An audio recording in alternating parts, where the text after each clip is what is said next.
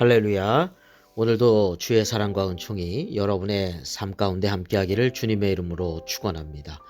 오늘 우리가 함께 묵상하실 말씀은 고린도전서 8장 1절부터 13절까지 말씀이 되겠습니다. 자, 사도 바울 시대 고린도가 우상 숭배가 만연한 도시였다고 했습니다.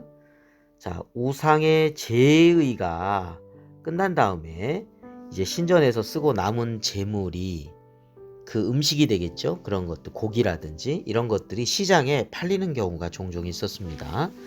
자, 물론 우리가 어제 우리가 함께 말씀드린 것처럼 우상이라고 하는 것은 헛된 것이죠. 하나님은 한 분뿐이시고요. 자, 그렇기 때문에 우상의 제물이 사실 아무 의미가 없습니다. 시장에서 이렇게 산 것이 된다 하더라도 시장에 이제 남은 신전에서 남은 제물로서의 그런 음식, 고기 등이 시장에 팔린다고 하지 않았습니까? 자, 그것을 샀어요. 예. 근데 시장에서 이 제의에 쓰였던 음식이나 고기도 있고, 그렇지 않고 그냥 농작물로 그렇게 나온 것들도 있고, 그렇지 않겠습니까? 그러니까 뭐가 뭔지는 사실 몰라요. 자, 그런데 우상의 제의에 드려진 것이든 아니든 상관없이 그냥 자유롭게 먹을 수가 있는 것이죠. 하나님이 주신 것이다. 이렇게 생각합니다. 그러나 그러한 믿음에까지 아직 들어가지 못한 진짜 우상이 꼭 신이 있는 것처럼 그렇게 헛되다는 생각이 아니고 어떤 우상의 존재에 대한 믿음을 가지고 있는 그러한 습관이 아직도 남아있는 사람들이 이제 있을 거 아니겠습니까? 믿음이 약한 이들이 있겠죠. 자, 그들이 우상의 제의에 드려진 음식을 먹게 된다고 하면은 양심이 약해지고 또 더러워지는 그런 경우가 생긴다는 것입니다. 그래서 사도 바울은 이들이 우상의 제물임을 알고 있는 상태에서 믿음이 강한 자들이 그냥 괜찮아, 이거 아무것도 아니야, 그냥 자유롭게 먹어도 돼, 이렇게 하는 것을 그들이 보게 되면 그들은 아직 그 정도의 마음에 양심에 준비된 상태가 아니거든요. 그렇기 때문에 마음이 상한다는 것이죠. 양심이 상하고 또 우상의 제물을 먹게 되는 것은 죄를 짓게 되는 그러한 형태로 실족할 수 있다라고 하는 것입니다. 그걸 생각할 때 사도 바울은 영원히 고기를 먹지 않겠다, 이렇게 말을 하고 있습니다. 오늘 본문 말씀입니다. 자, 자신은 어떤 음식이든지 먹어도 상관없지만 가치 있는 믿음이 약한 형제가 꺼리낌과 죄책감을 갖고 실족하지 않도록 하기 위한 배려 차원이죠. 그래서 오늘 1절 말씀에 이렇게 말씀하고 있습니다.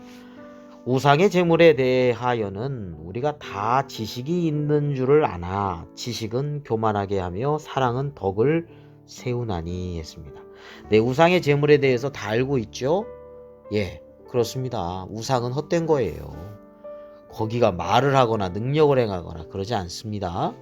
자, 그런데 우상의 제물도 아무런 의미가 없는 것이죠. 그러니까 사실은 그런 거, 이거 우상의 제물에게 드려진 음식인가요? 고기인가요? 이건 우상의 제물에 드려지지 않은 것 맞죠? 음식 맞죠? 우상의 제물과 상관없는 음식 맞죠? 이런 거 물어볼 필요 없이 그냥 먹어도 된다는 것이다 라고 하는 것이죠. 그러나 중요한 것은 아직 그 정도까지 이르지 않고 우상 숭배에 많이 젖어 있는 상태 속에서 아직 완전히 나오지 못한 믿음이 연약한 상태에 있는 이들이 우상의 제물을 먹게 되면 이것이 죄가 아닌가, 이거 먹어도 되나 하면서 양심이 상하거나 그러한 실족하는 문제들, 꺼리낌의 문제들이 생긴다고 한다면 지식으로는 우리가 다 알고 있지만 사랑으로 덕을 세우는 것까지 생각해 봐야 된다는 것입니다. 자, 그래서 고린도전서 10장 23절에서 33절에 추가적인 설명이 나오거든요. 그 중에서 23절 24절에 이런 말씀이 있습니다. 모든 것이 가하나 모든 것이 유익한 것은 아니요 모든 것이 가하나 모든 것이 덕을 세우는 것은 아니니 누구든지 자기의 유익을 구하지 말고 남의 유익을 모든 것이 다 가능하지요. 자유롭지요. 그렇지만 모든 것이 다 유익한 건 아니라는 것입니다. 모든 것이 다 가능하지만 자유롭지만 모든 것이 덕을 세우는 건 아니다. 그래서 어떡하라고요? 자기의 유익만 구하지 말고 남의 유익도 구해라 라고 하는 말씀이죠. 자기의 유익을 구하지 말고 남의 유익을 구하라. 성경은 그렇게 말씀하고 있어요. 자, 시장에서 파는 것 또는 불신자가 뭐 음식을 같이 먹자고 초대를 했어요. 차려진 것, 우상에게 드려진 제물인지 아닌지 묻지 말고 먹으라 이렇게 이야기하고 있습니다. 그러나 차려진 음식이 우상의 제물이었음을 말하는 사람이 있다면 그 말하는 사람의 양심을 생각해서 자기는 자유롭게 먹을 수 있지만 그것을 제한해서 먹지 말라 이렇게 권면합니다. 왜요? 덕을 세워야 되니까요.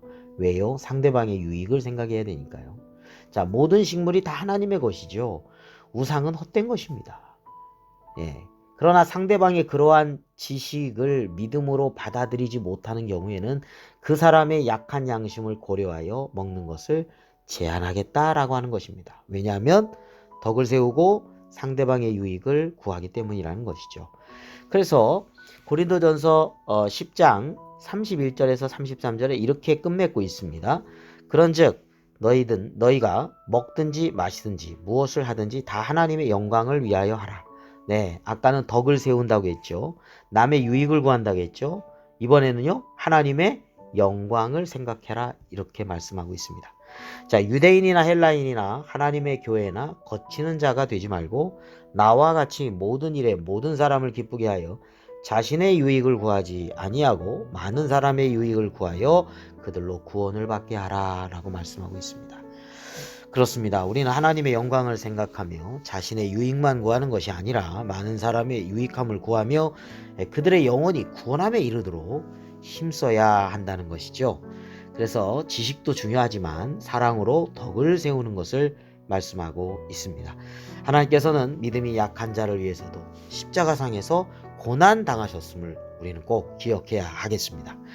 네, 오늘 우리의 삶, 사랑으로 덕을 세우는 삶, 또 상대방의 유익을 구하는 삶, 하나님의 영광을 나타내는 보다 성숙한 그런 믿음의 삶이 되시기를 주님의 이름으로 축원합니다.